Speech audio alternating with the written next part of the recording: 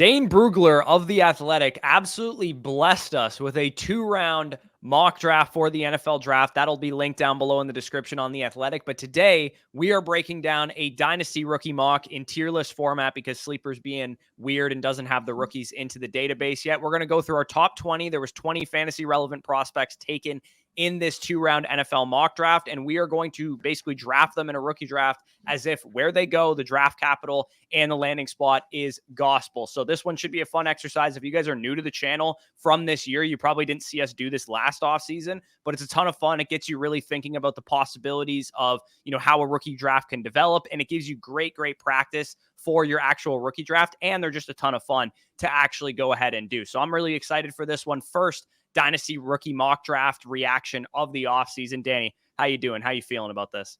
Doing well, and it's a lot of fun going through these exercises because, we could talk about the prospects ad nauseum, what they do well, what they don't do well, but having that added context for where they go in the NFL draft or what team they're going to be fitting with is really crucial when we're projecting these guys forward. Like, for example, one of the prime cases of last year is a guy like Puka Nacua, where he had an imperfect prospect profile, lands on one of the best landing spots he could have with the LA Rams, and now you can argue he's a top 5 dynasty wide receiver.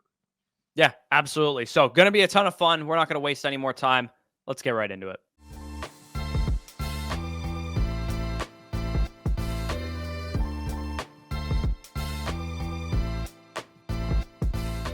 All right, so if you skip the intro, like Danny said earlier on in the video, we are going to be evaluating these prospects, again, as if where they go in the draft, in this mock draft from Dane Brugler, which will be linked down below, and the landing spots that they go to are the truth. That's exactly what happened in the NFL draft. We fast forward 5 months, and that's exactly where we are. We are, of course, going to be breaking these guys down from like a micro, what they do well, what they don't do well, starting around, mid-February, March area in terms of the tail of the tape videos. And, of course, on Flock Fantasy, you guys will also get access to some tape breakdowns that me and Danny are going to go through, going through like 10 plays on each prospect, breaking down exactly what they do well. So, Danny, I will give you the 101. The screen, you guys you should be able to see exactly where the prospects went, what team they went to, what pick they were in the NFL draft. At the 101, we are doing this from a superflex standpoint. Danny, where are you going? Yeah, so at the 101, there's only one way I can go, no pun intended. My first overall ranked player, the guy who goes first overall in this mock draft, Caleb Williams, you already have him on the screen. Elite option ever since he's gotten his first start in college, has been an elite college quarterback, and projecting forward when we're looking at the traits, elite out of structure, big time arm, mobile, tough player. Like, if anybody's going to live up to that Kyler Murray to Patrick Mahomes level end of the spectrum, it's going to be like a guy like Caleb Williams. And you're looking at the nesting spot here, landing in Chicago, potentially a new offensive play caller in town, having a guy like DJ Moore on the outside, a really upstart Bears team. Really excited for what we could potentially see from Caleb Williams in Chi-Town. Yeah, I don't believe they add a pass catcher in this draft. A lot of the time people are thinking, if they go Caleb Williams, maybe they get a Rome Odunze or whatever in the 9 slot, and they're able to add more pass catchers around Caleb Williams. That's not exactly what happens in this mock draft, because you guys will see in a second. You can see them on the screen right now, that the pass catchers went fast and furious in this draft. Oh, yeah. In fact, all 6 of the first draft picks in this mock draft were on offense and were fantasy relevant players. So a lot of fun in this mock draft. And I think a general thing that I want to really hammer home right now is if you guys don't follow the NFL draft, if you're just fantasy football players, this is one of the more unique years I can remember where all of the best prospects in the draft are fantasy relevant players. Usually we got a bunch of stud defensive linemen. We do have a couple stud offensive tackles. We do have, some good corners and stuff like that. But this isn't the type of draft where we're like, he's wide receiver 1, but he's going to go like in the 20s because there's all these great defensive prospects and there's all these great other prospects. No, like the best fantasy relevant players in this draft are the best players in this draft. Yeah, it's really encouraging, especially too. We're seeing a lot of the offenses in the NFL really take flight, having true difference making, franchise identity pieces going at the top of this draft. So we started off with Caleb Williams. You're on the clock here. You're at 102. Feel like I know where you're going with this, but you can take it away. Yeah, and I think, so in this exact example here, again, all of the top 6 players were fantasy relevant dudes. Drake May, Marvin Harrison, and Malik Neighbors make up the elite prospects for me to go along with Caleb Williams pre-draft based on just their prospect profiles and what I think of them as players. I think given the landing spot that we saw with Marvin Harrison in this draft, he goes to the Patriots, not a great landing spot. They don't really have a quarterback. We don't know who's going to coach the team. Well, I guess we do know who's going to coach the team. We just don't know who's going to be the coordinator of the team. I am actually going to go with Drake May as the QB2 off the board. He goes to the Washington Commanders in this example, which I think will also happen in real life, to be honest, as well. I think we can kind of almost just lock this in as a reality. We'll have to see what happens with Jaden Daniels in the battle for QB2. But Drake May is just such a perfect fit for what they have going on. Again, we don't know who's going to be the coach of this team. We have no idea what the scheme is going to look like. But knowing what they have on the outside with Terry McLaurin, with Jahan Dotson, if they bring back Curtis Samuel or whatever, you have some young, talented weapons and some established weapons with Terry McLaurin to be able to grow around, to be able to throw the ball to. If they can get in a good offensive scheme, a good offensive coordinator for this team, and a good head coach for this team, I think Drake May is really, really well set up to flourish. The offensive line's a little bit patchwork, but Drake May can run a little bit, had, 700-800 yards rushing his final year at North Carolina. He had a pretty bad offensive line there as well. So he should be used to that as long as they can, sign some guys in free agency, use their other draft picks on offensive linemen. This is the right pick. Sam Howell was good this year. He has his moments, but you're going to replace him with a different North Carolina quarterback who's just simply a much better prospect. And we've seen, especially in the AFC, these big cyborg level type of quarterbacks. What I mean by cyborg is just absolute aliens, big arm, mobile, tough quarterbacks. Like they are the guys running the AFC. And in the NFC, you're noticing the pattern of the fact that the quarterbacks are more so in the AFC. So getting a guy that could potentially be in 2 years, in 3 years, the best quarterback in the NFC is how Washington wants to play it. Not to mention they've been linked to some of the biggest, young offensive coordinator minds to be the next head coach, guys like Ben Johnson, guys like Bobby Slowick. You get one of those offensive play callers, you plug Drake May in there, you have that system there with all those wide receivers in town. This could be one of the best offenses in the league by year 2, by year 3 of Drake May. So he would be my 102 as well, seeing both the USC and the UNC quarterbacks as the 2 off the board, like in the mock draft from Dane. But I'm going to keep the trend going. The 3rd overall player in our draft, the 3rd overall player on Dane's board here, Marvin Harrison Jr., wide receiver of the Ohio State Buckeyes, lands with the New England Patriots in this mock draft. I mean, this is the perfect wide receiver prospect for a reason. Elite route runner at 6'4", 215 pounds. You typically don't see a guy who moves the way Marvin Harrison does, that high points the ball the way Marvin Harrison does, that has the Marvin Harrison route running chops that he got from his father. I mean, realistically, the only concern here would be the landing spot, but I'm assuming in this scenario, to 234, for example, 34th overall pick of the 2nd round, they do get a guy like Bo Nix. I think Bo Nix is more than enough of a competent passer to be able to support a guy like Marvin Harrison Jr. You walk in, he's the number 1 wide receiver on that team. I think he's got top 3 overall upside, top 4 overall upside by his 2nd year in fantasy. Yeah, and many people will play the chicken or the egg game of like, oh, dude, New England doesn't know how to develop wide receivers. They don't ever have good pass catching options. It's like, they've never had a guy like Marvin Harrison. Let's be realistic. They've never even had 50% of a guy like Marvin Harrison. If we're relying on Jacoby Myers and Mario Douglas types to get the wide receiver production for this team, there's a reason they haven't been successful on offense since Tom Brady left. Hey, and I mean, the only wide receiver in franchise history you can even put up from a skill set perspective, from a traits perspective to Marvin Harrison is a guy that scored 23 touchdowns in 2007. So let's just hope he can turn into the next Randy Moss for this team. Yeah, and I mean, Bill Belichick is no longer there, but Robert Kraft knows what it was like to lose to Marvin Harrison Sr. in the Indianapolis Colts heyday. So I know he is probably going to be very much on board with this pick, as will be, whoever their offensive play caller ends up being. But Gerard Mayo looks like he's locked down that job. So I am very excited about this landing spot. I think, like Drake May, this one is almost one I'm willing to write in pen now, because I do think it makes a lot of sense. If Harrison's not on the board for the Arizona Cardinals, Malik Neighbors is one damn good consolation prize as the wide receiver 1B in this class. There is no wide receiver 2 in this class, and I would argue that Odunze is the 1C. Like, all 3 of these guys are absolute studs. Malik Neighbors, explosive, yards after catch dude, very sudden route runner, still so young, not even going to be 21 years old on draft night, 20.7 years old on draft night. And this dude just led all of college football with the highest PFF receiving grade since Devontae Smith's Heisman winning campaign. This was the biggest snub Biletnikoff I've ever seen in my life. As great as Marvin Harrison is, he was not better than Malik Neighbors this past year. And keeping in mind, too, that Marvin Harrison is a year older than Malik Neighbors, too. So Malik Neighbors, still a lot of meat left on the bone to develop. Going in this landing spot to the Arizona Cardinals, are you freaking kidding me, dude? Kyler Murray has not had a dude like this since prime DeAndre Hopkins. And whether they keep Marquise Brown or whatever, this is a great young offense, man. Malik Neighbors, Trey McBride, some of the other ancillary pieces, Michael Wilson and Rondell Moore and some of those guys there. If they keep Marquise Brown, he's a great number 2 receiver. This is great news for Kyler Murray. This is great news for Malik Neighbors. This is great news for literally everybody involved. And Jonathan Gannon got the best out of this team and this offense when Kyler Murray wasn't healthy. And next year, all that stuff is out the window. He'll be healthy, and he has a great number 1 receiver now.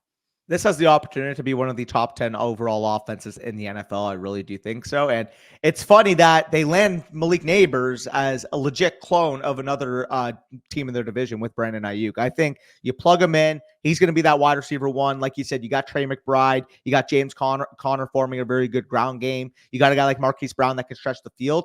Plug in that like legit elite number 1 difference maker on the outside. And like I said, this is going to be one of the most fun offenses in the league. And this should just be a disclaimer where if you're able to still get Kyler Murray for cheap in your dynasty leagues, this offseason could be special for him.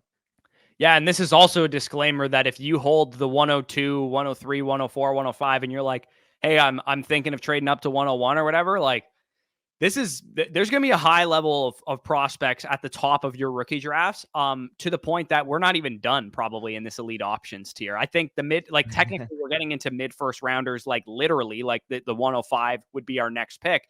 But the prospects that are coming off the board and the landing spots that they end up going to here, they're warranted of being like, hey, I want these players in rookie drafts. I'm still considering them elite options. Are they quite on the level of a Caleb Williams, Drake May, Marvin Harrison, Malik Neighbors? Probably not. They're slightly below that, but they are still extremely, extremely valuable players. So I went Neighbors at 104. What are you looking at here with the 105? Couple of great options there. Yeah, I'm between 3 guys here. And for reference, like you kind of said, Caleb Williams, Drake May, Marvin Harrison, probably going to be guys that go in the top 15 of your startups. Malik Neighbors, I think, should also be a second-round pick in your startup draft. So the fact that you're getting 4 players working potentially in the top 20 of your startup drafts just goes to show the top-end talent of this class. And speaking of, like I said, between 3 guys, I think given the quarterback value, I do have to take the plunge on Jaden Daniels. We just mentioned his teammate Malik Neighbors, but Jaden Daniels, 8th overall pick to the Atlanta Falcons. Very good opportunity to start right away on that team.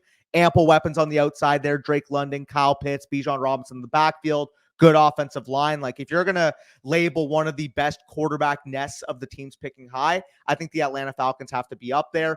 You get the mobility factor, obviously, with Jaden Daniels. He can walk in and be a top 5 mobile quarterback in the league. And like I mentioned, with the ample supporting cast, he has the opportunity to truly develop as a passer. This is a guy that has a really good deep ball, guy like Drake London on the outside, winning those contested catches on the outside. And with Jaden Daniels, I mean, if he rushes for 600, 700, 800 yards as a rookie, he has the opportunity to vault into Kyler Murray area, into Anthony Richardson area, into a couple years ago before this upcoming year, Justin Fields area. Like, we've seen this prototype of quarterback be pushed up the board in dynasty drafts if he shows flashes in his rookie year. And if he lands with the Atlanta Falcons, we could be looking back as the 105 being a very, very cheap spot to get a guy like Jaden Daniels.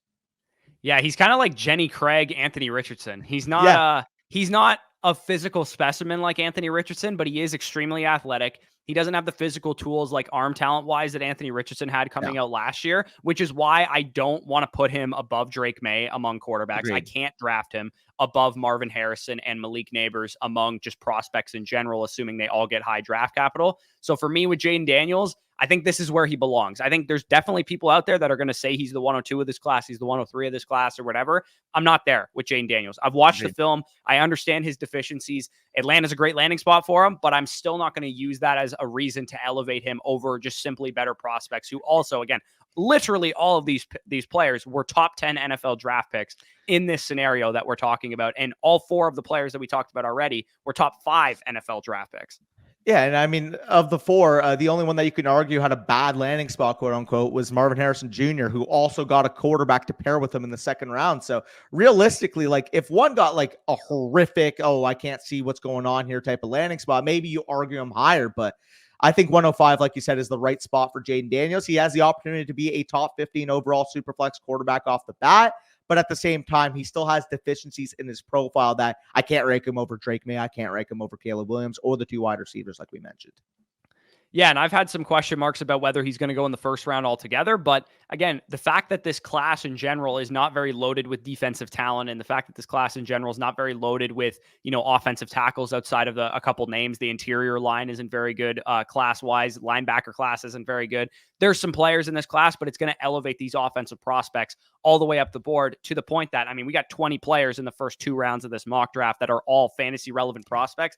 I don't think that's an accident, and I do expect that to be the case come April 25th, 2024. So the next player off the board, you said you were between 3 names for this pick. Yeah. I would be between 2 names now. Rome Odunze goes off the board 106 to the New York Giants, and Brock Bowers goes off the board 105 to the Los Angeles Chargers.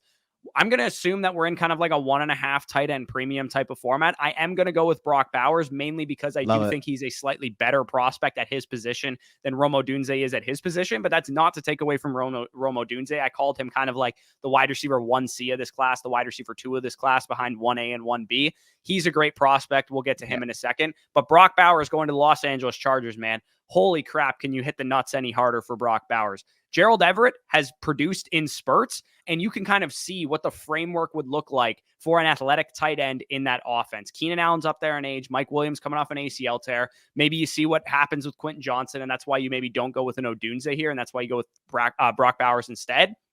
This guy can do everything well. When we were breaking down his film in the pass catcher rankings that was live on the site, if you guys want to, sign up over on Flock, you can go see that.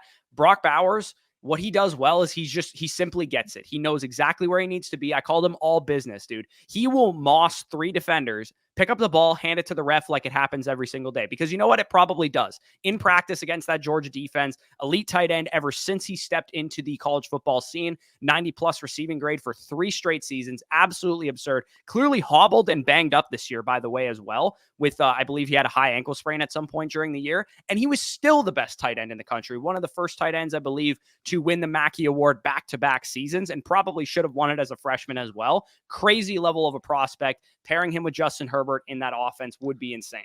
Yeah, and he would arguably be the dynasty tight end 1 if he landed in this spot. Top 5 overall draft capital, landing with Justin Herbert, ascension opportunity with an aging Keenan Allen, with a Mike Williams coming off the ACL injury, to be the number 1 pass catcher for Justin Herbert for the next 5 to 10 years.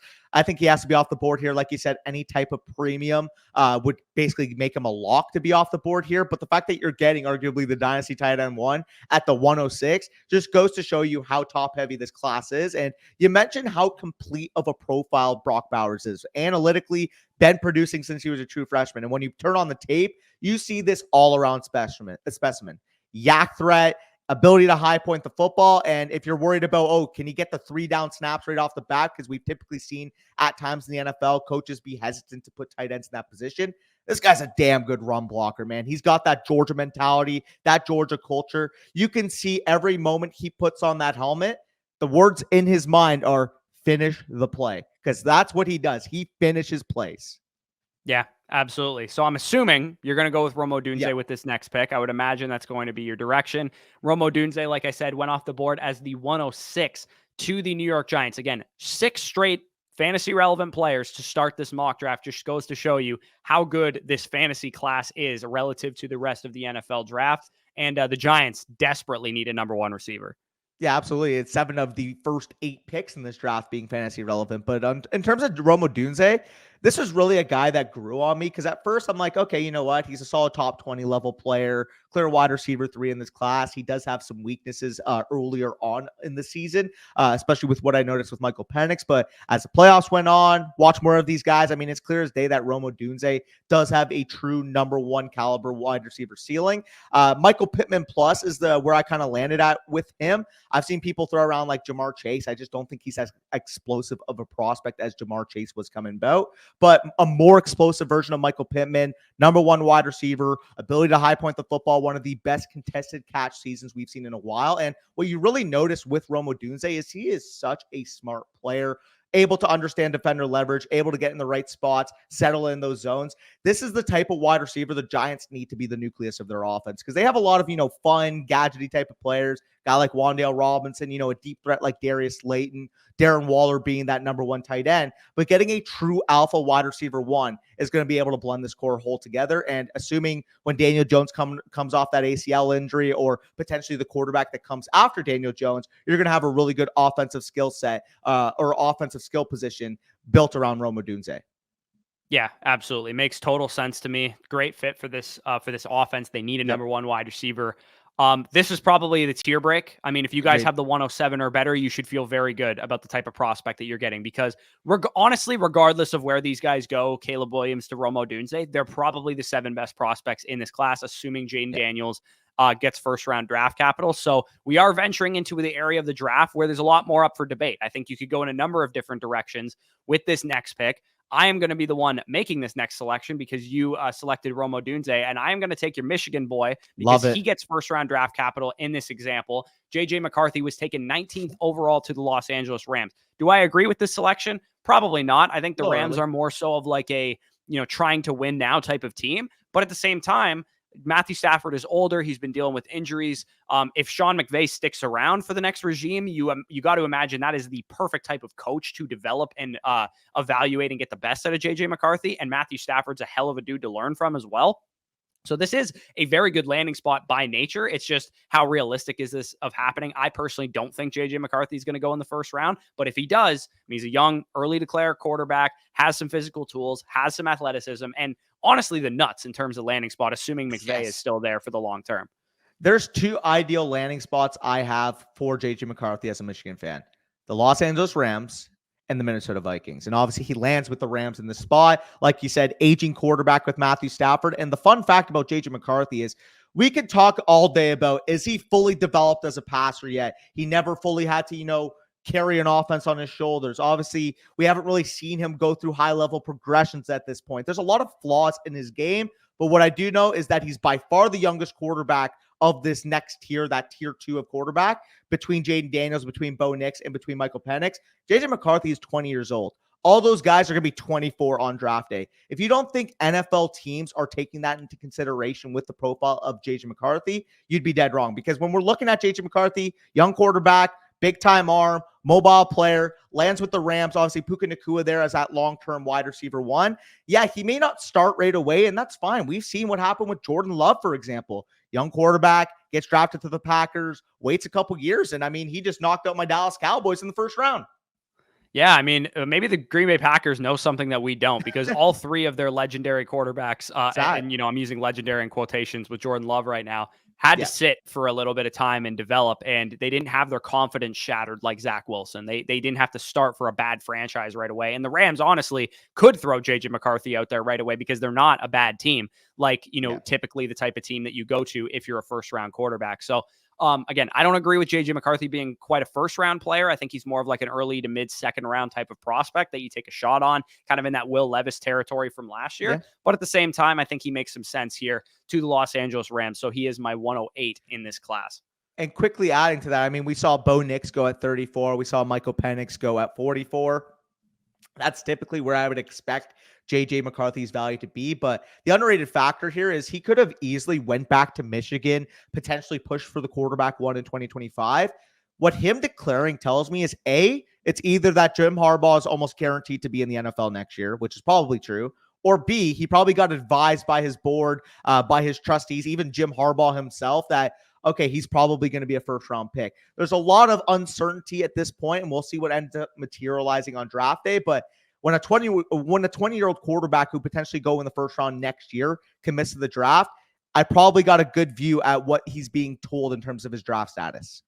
Yeah, and he's a tough evaluation. It's the whole Justin Herbert factor, right? Like, Herbert obviously had better tools than him, but when you looked at the raw, what is Herbert putting on the field at Oregon, it didn't lead you to a quarterback you were very excited to build a franchise around. What you had to see was what he could become in the NFL with better coaching, with a better scheme, and that kind of thing. So that's kind of what you're doing with JJ McCarthy here. So 109 on the board. Where are you going in this direction? Number of different directions. Got a couple more first round receivers, got some potentially better prospects going in the second round that are also great receiver prospects and stuff. Where are you thinking here? Or you can go with more quarterbacks as well.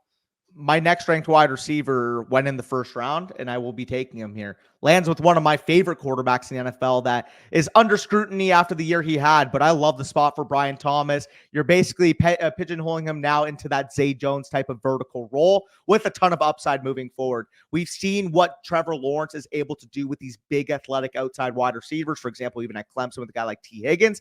I feel like Brian Thomas Jr., paired next to the route runner with Calvin Ridley, paired next to that slot option with Christian Kirk, can be that vertical field stretcher as soon as day one, with the opportunity to develop into that 1,100, 1,200 yard wide receiver, assuming Trevor Lawrence is able to bounce back from this year. So I'm pretty excited. I think this is a really good spot for Brian Thomas. You obviously have, like I said, that quarterback stability moving forward with Trevor Lawrence. And in terms of the prospect, I really do think, yeah, he's a little bit raw at this point.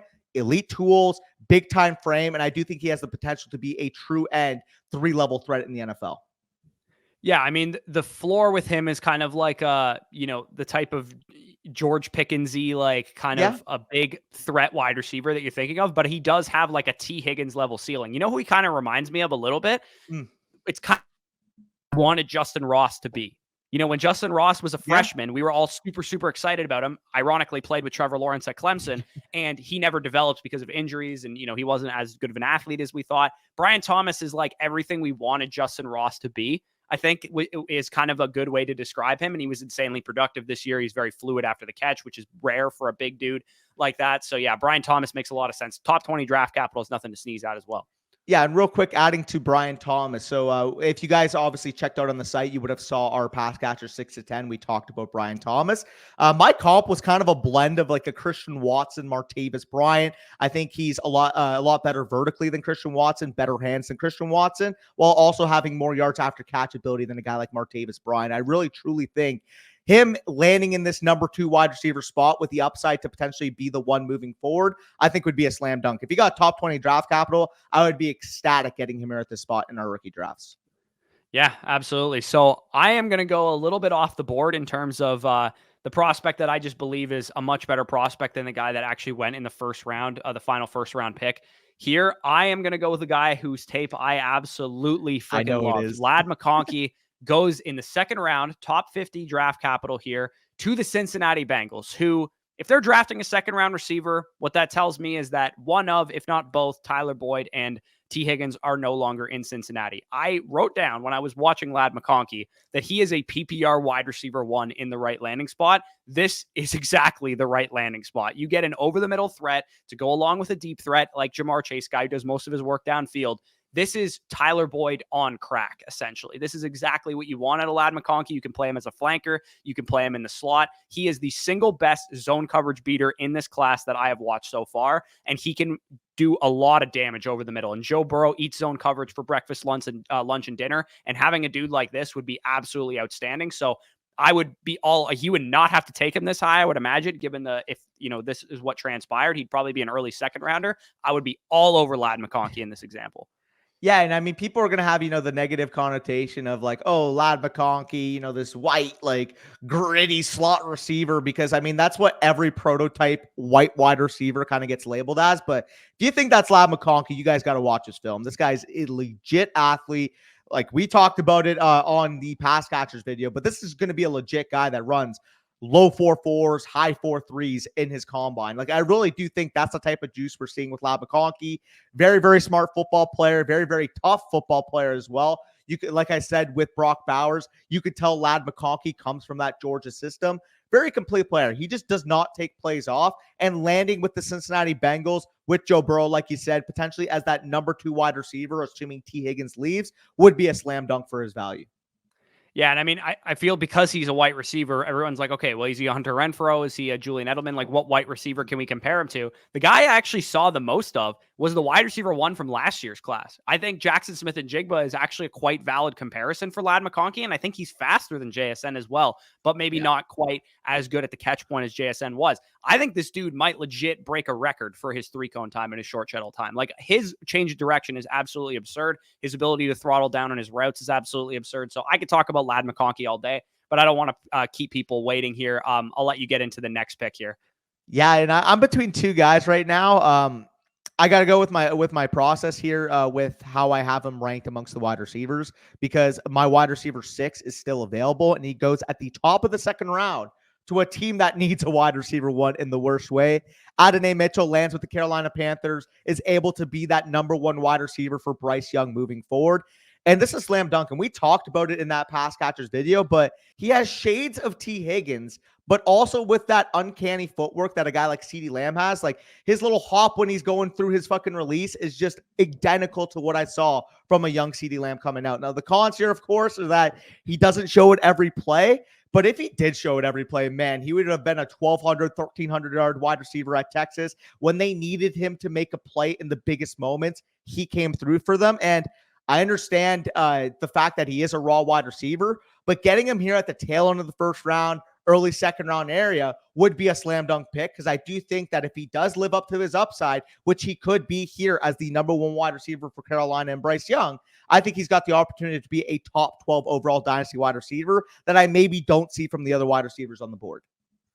Yeah, I'm not going to lie. I absolutely hate this landing spot for Adonai Mitchell, because he needs to go to a place that knows how to develop him and doesn't maybe need a number 1 right away. And Carolina is totally not that situation. Plus, it seems like everything that they touch turns to shit lately. So I don't love this landing spot. I think if I was Carolina and I was looking for a wide receiver, I would much prefer a Ladd McConkey. I would much prefer a Troy Franklin, or somebody that's a little bit more developed and ready to play in the NFL. Xavier Worthy potentially as well. So Adonai Mitchell going to the Panthers makes me very nervous. I'm not going to lie. But at the same time, I mean, you got to respect the top 35 pick, a guy who's a bigger dude. I just worry about his ability to command targets, because it's something that he hasn't really done over the course of his entire collegiate career, which is why my comp for him is George Pickens, because George Pickens didn't do that either.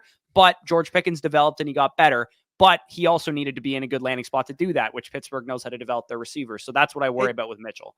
And I understand that, but I do fall back to the fact that I still believe in the talent of Bryce Young. I'm sure you do as well. And having a young, talented player like this attached to a quarterback you believe in is going to negate a lot of those issues. Yeah, for sure. So I'm going to rattle off the last pick of the first round here, and then we are just going to rapid fire the second round and not go super, super in depth with it. Of course, everybody can leave their thoughts and their comments down below and all that good stuff. I'm caught between a couple players here. Do I want to grab the final first round pick, who I'm not a huge fan of, but he does go to a great landing spot? There's still 2 quarterbacks on the board that I think you could make the argument for. I am going to stick with the University of Texas and go with a wide receiver who I do have as a top 5 receiver in this class. Happens to go from my favorite college team to my favorite NFL team in this example with the Tampa Bay Buccaneers. If Xavier Worthy is a second round pick for them, it tells me one of a couple things. A, maybe they're cutting bait with one of their veteran wide receivers. I don't see that as a likely scenario, but this does make sense even if you keep Mike Evans and Chris Godwin, because you presumably bring back Baker Mayfield on a Geno Smith caliber contract.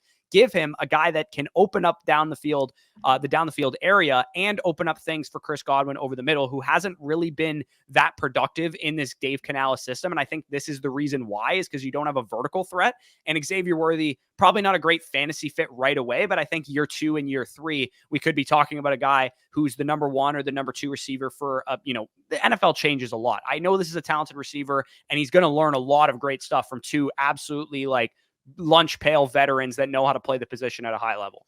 Yeah, and I mean, we've seen Tampa Bay be able to develop their skill talent. I mean, like you mentioned, with Mike Evans, the pride and joy of Tampa Bay, with a guy like Chris Godwin, even Trey Palmer, when he's gotten chances this year, has developed. Cade Otton has shown to be a really good tight end. So you don't really need to rely upon Xavier Worthy to be a true alpha wide receiver 1 right off the bat, which, like you mentioned, with Adonai Mitchell maybe being a comp with Carolina, this is a pro for Xavier Worthy landing with Tampa Bay. He has a couple of elite factors to his game, with a couple of other factors that he really has to ground out. And like you said, being next to a guy like Chris Godwin, being a guy next to a guy like Mike Evans to really round out that skill set would be very good for him. Maybe year 1 doesn't have the ultra production, but year 2 on, I could really see him being that complete wide receiver. Reminds me a lot of a guy like Marquise Brown, who found his way in the first round of his NFL draft. Yeah, and it makes me, knowing how many drops I watched last night against the Philadelphia Eagles, adding Xavier Worthy doesn't get me too excited, because he would probably add to that total in the NFL.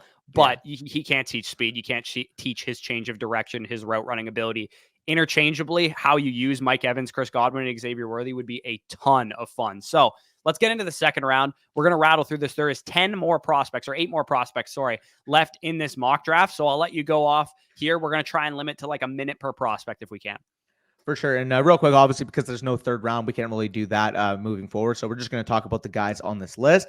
And my next guy, you mentioned a guy that got drafted to your favorite team. I was caught between him and A.D. Mitchell when I took A.D. Mitchell, but I got to go with the guy, Jonathan Brooks, running back of your Texas Longhorns, Hook'em Horns.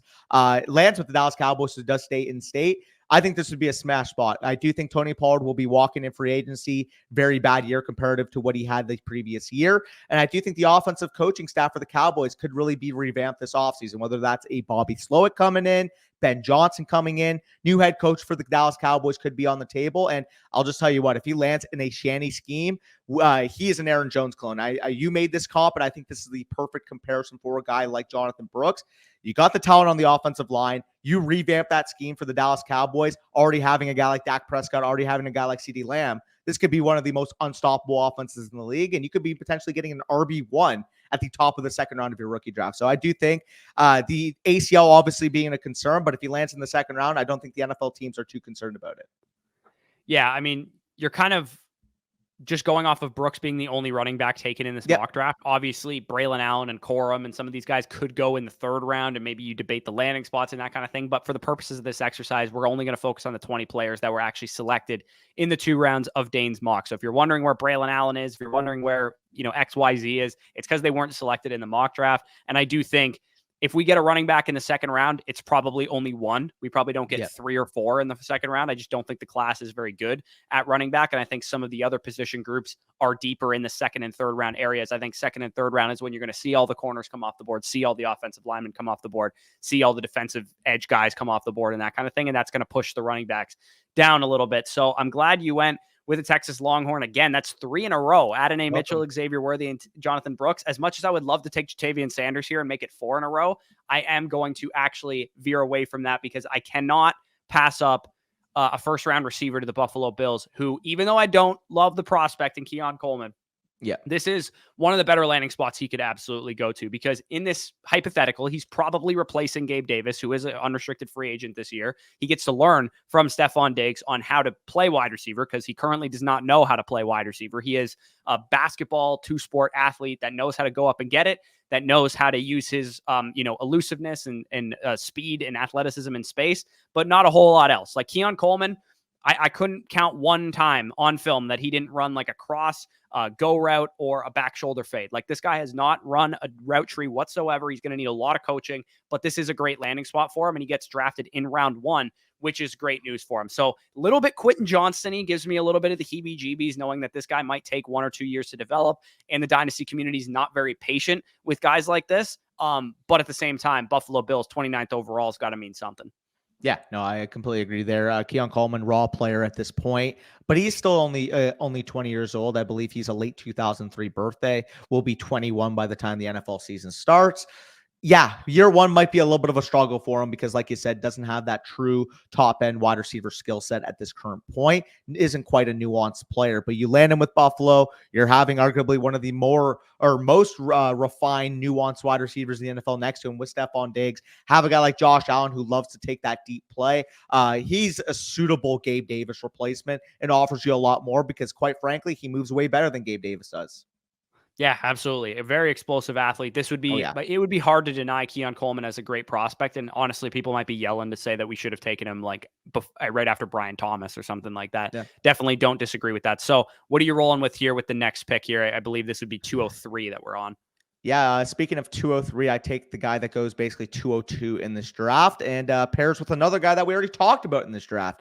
Looking at the 34th overall pick, we're going Bo Nix, quarterback of Oregon, landing with the New England Patriots, landing with Marvin Harrison Jr. Obviously, new coaching there with Gerard Mayo taking over for the legendary Bill Belichick, but I really do like this spot for Bo Nix. Accurate passer, having a guy like Marvin Harrison Jr. as your alpha number 1 wide receiver, other talent like guys like Demario Douglas on the outside there. Yeah, it's not a complete overall offense at this point. It's still got a lot of work to do, but you had a couple offensive line pieces maybe in free agency. You already got your number 1 wide receiver. I really do think this is a good nesting spot for Bo Nix. Now, year 1, is he going to be great? Not necessarily. Maybe it's going to look a little bit like what Bailey Zappi, what Mac Jones kind of showed on the field, but I do think that he's got a higher ceiling than both of those guys, and it does help, like I said, having a guy like Marvin Harrison Jr., number 18 on the outside. Man, this might be a hot take, but I think Bo Nix right now today is the third best quarterback in this class behind Caleb Williams and Drake May. Because I think, I don't with hate Jane that. Daniels, there's some development that needs to happen. With JJ McCarthy, there's some development that needs to happen. Michael Penix is also kind of like more of a pro-ready quarterback, but I think A lot of Bo Nix is better injuries. than him for the Yeah. NFL at least, and the scheme that he's going to be asked to play.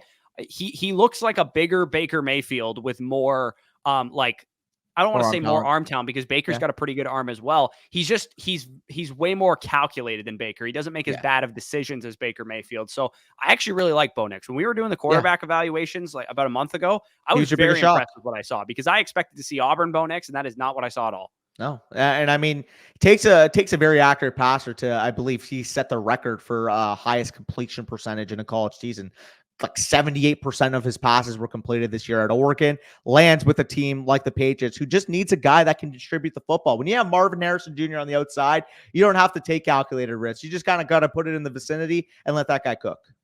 Yeah, absolutely. So I'm going to go back to Texas. We're going to Jatavian Sanders, who was drafted in the second round as the long-term Travis Kelce replacement. Again, absolute nuts landing spot for Jatavian Sanders. If there was any kind of tight end premium, maybe even argue him higher than this, because as great as Brock Bowers is, Jatavian Sanders is kind of like your David Njoku kind of clone here. I worry that he's more OJ Howard than David Njoku, and he's, the mental lapses and some of the mistakes he makes are going to be things that you can't correct. But I would say learning from one of the greatest pass catching tight ends who's ever played in Travis Kelce would be a huge, huge benefit to a guy like Jatavian Sanders. Freakish athlete, was the number one athlete coming out of his high school recruiting class. They didn't know where to put him on the field. Was he a wide receiver? Was he a tight end? Nobody knew. But what he did at Texas is create big play after big play every time he touched the football. Needs refinement as a blocker. Definitely has some mental lapses, like I said, but a very, very awesome mold and ball of clay that Andy Reid would probably know exactly what to do with. Yeah, no, I completely agree. I really like that landing spot for JT Sanders. Underrated factor here, Jason Kelce obviously retiring after last night's game to your Tampa Bay Buccaneers while we're recording this. We have yet to see what happens with Travis Kelce. Is he going to retire after the season? Does he have maybe 1 year left? Really does feel like now that he obviously found Taylor Swift, it seems like they're just going well with them. He doesn't really have that priority of football on his mind now. So I can definitely see within the next year, within the next 2 years, him potentially retiring. And obviously that's complete speculation, but if they do go with JT Sanders, I'm assuming they would probably have an inside notice from Travis Kelce that maybe he's on his final years.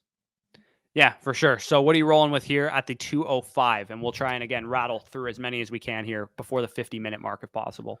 So, I mean, you could debate a couple of guys. You're caught between obviously the talent coming into the class versus maybe the landing spots for a couple of these guys. So I'm going to trust the talent that I have for this guy coming into the class would be my next rated wide receiver. Troy Franklin of the Oregon Ducks, wide receiver, lands with the Cleveland Browns at the 54th overall pick. Would have been higher, but I really don't like this landing spot. Like I kind of mentioned, you have David Njoku there. You have Amari Cooper there. You have Elijah Moore, and you already drafted a guy in Cedric Tillman on day 2 last year. So kind of tough to see where he figures in day 1. But I trust the talent here. I trust the movement ability. But when I trust the offense moving forward, potential Deshaun Watson bounce back, I do think Troy Franklin kind of has that Will Fuller role to this offense where he's big, he's explosive, tall wide receiver that can really affect that third level of the field right off the bat. Also a very underrated threat in terms of being a route runner in this class. I really do think, despite his route tree not being fully developed at this point, the routes he does run in college, I think we disagreed on it a little bit, but I really did see some nuance in his routes. And I do think that working on the same page with Deshaun Watson for the offseason will help this guy in this offense. Again, not a good landing spot because of the target competition at hand here, but I have to trust my evaluation and the second round draft capital. Yeah, I'm a little lower on Franklin, but I do agree he probably Definitely has to fair. come off the board at this point in time. I am going to go back to the quarterback position to the University of Washington, and we're going to go with Michael Penix Jr., who was selected in this mock draft as the 44th overall player off the board to the Las Vegas Raiders. I guess this means that they don't have a veteran in place. It's probably just kind of like Aiden O'Connell and Michael Penix battling it out in camp. There's some weapons there. I don't know if Devontae Adams is going to stay. I don't know what the whole situation is with Josh Jacobs. But at the same time, this is an offense and a quarterback that definitely needs to have talent around him, as we saw with Washington. So this landing spot, not a good one, if I'm being honest here for Michael Penix, because I'm worried about the long-term weapons around him there in Vegas. And this is a situation where I probably would let one of my league mates draft Michael Penix because he's also a pocket passer. He's an older prospect. I'm not a huge believer unless he goes to a great landing spot like the Falcons or the Vikings, and one of these teams that has like a ton of weapons around him. That would be kind of the only way I'd be like, oh yeah, I'm quite in on Michael Penix. I think he could really develop. This one makes me a little nervous. Yeah, and I mean, keep in mind, for example, that in a lot of your guys' rookie drafts, if he goes 44th overall to the Raiders, probably goes higher than even where we have him. He probably goes right around where we took Bo Nix, where we took Keon Coleman, about that area. But like you kind of said, statue quarterback, a lot of injury concerns there as well. Older prospect, not a lot of skill talent on the outside for the Raiders, assuming that even if Devontae Adams stays, probably only has a year or two left as a Raider. Yeah, I would be concerned in terms of Michael Penix's value moving forward if he landed here. But we can move off the quarterback, and I believe there's only two eligible players we can take left. I'm going to leave you Jalen Polk, and I'm going to go with Malachi Corley, wide receiver of Western Kentucky. Lands 59th overall to the Houston Texans. Obviously, the concerns here are that there's a ton of target competition there with a guy like Nico Collins, with a guy like Tank Dell. We have yet to see whether they're going to bring back a guy like Dalton Schultz, but even Brevin Jordan showed some flashes in that playoff game, 76 yards after catch type of touchdown. But I think Malachi Corley and his skill set would be really fun to watch next to a guy like CJ Stroud. That yak wide receiver can play that intermediate role right away. Now, the worry would be, is he framed more so into that Curtis Samuel type of role, which would be a little bit concerning. But I do think he does have some deep speed. I do think he does have some deep ability where he doesn't necessarily have to be pigeonholed into that Elijah Moore, into that Curtis Samuel type of role. I really do think, though, landing with CJ Stroud, a guy with this skill set, I mean, the only concern, like I said, would be the target competition. If anything were to happen to Tank Dell, if anything were to happen to Nico Collins, I could see this guy being a top 24 wide receiver. Yeah, I mean, you glossed over the low-hanging fruit of he goes to a 49er scheme and his comp is Deebo Samuel for a lot of people, which, I mean, again, is great. But when you have to feed Tank Dell and Nico Collins, it becomes a little bit more challenging. But, I mean, we've seen San Fran make a living out of, all these guys can be productive because the offense, and in this case, CJ Stroud, is good enough to support all of these dudes. So I think Malachi Corley would probably get overlooked in a lot of rookie drafts, but this is one of those things that we talked about when we redrafted the 2023 class, where it was like, look at all the guys that rose. Achane, Nakua, all these dudes. It was landing spot mattered, and it was the perfect fit for what they wanted to do. Malachi Corley in any kind of 49ers resembling scheme is an absolutely perfect fit. So I would be very excited about this landing spot. Honestly, I kind of wish I would have taken him over Michael Penix. Yeah, I would agree there. Michael Penix versus Malachi Corley. This starts to be the decision point. I do think, given the prospects in the landing spots above you, you can't really take him over. But I mean, he could very well work out in this spot. I mean, we've seen multiple times, like you said, this type of skill set landing in this type of scheme. A lot of fireworks with the potential here.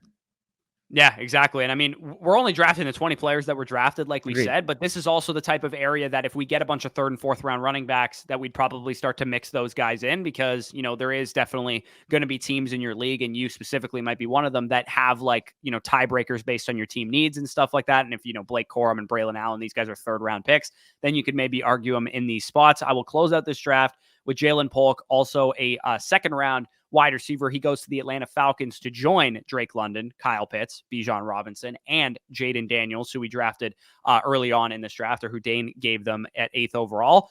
Not a great landing spot in terms of what we think of Atlanta now, but we don't know who their coach is going to be, right? We don't know if they're going to be pass-heavy offense. We don't know if they're going to be a run-heavy offense. We don't know if Drake London's going to be the feature wide receiver in the slot, or we have no idea what the scheme is. We're assuming that Arthur Smith is the guy still here, and he's not. So Jalen Polk, if he's a number 2 wide receiver of this offense, and they get in a guy that wants to, air the ball out a little bit more, and Jaden Daniels develops quickly because he has all this talent around him with stud wide receiver, stud tight end, stud running back, number 2 wide receiver, and Jalen Polk, this could be a really, really fun offense. So let's, say prayer to the gods and say that we get Jalen Polk and Jaden Daniels some pass attempts in 2024, but it could be a fun one here. And I think Polk, the fact that he's the 20th player off the board for us, the dead last player that was taken here, just speaks to the volume and the sheer talent that we have in this class.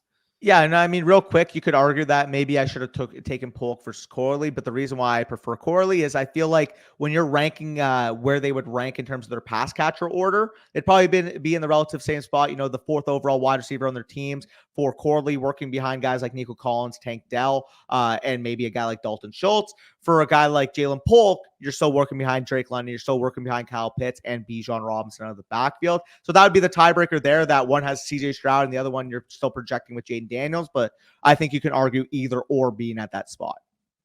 Yeah, absolutely. So we get through 20 prospects. Let us know what you guys think. Who's too high? Who's too low? I'm sure Ladd McConkey, you guys are going to assume he's Hunter Renfrow and be mad that I drafted him this high. But I'm telling you, before you comment that, you better go watch some Ladd McConkey. You better come correct in the comment section here. Because if you're dissing on my boy Ladd McConkey, you need to be educated on his game. And you will realize that you were not familiar with it. You assumed he was Julian Edelman, and he is not. So definitely appreciate you guys for sticking around to the end. If you got here, leave a like, subscribe to the channel, all that good stuff. If you want to see us break down the film of these prospects, you need to be subscribed over on Flock Fantasy.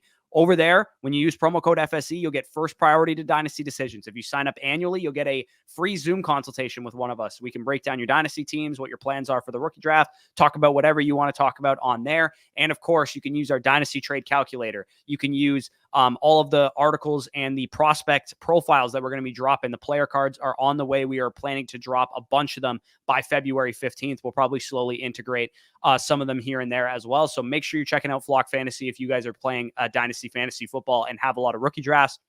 But with that being said, peace out, and we'll talk to you soon.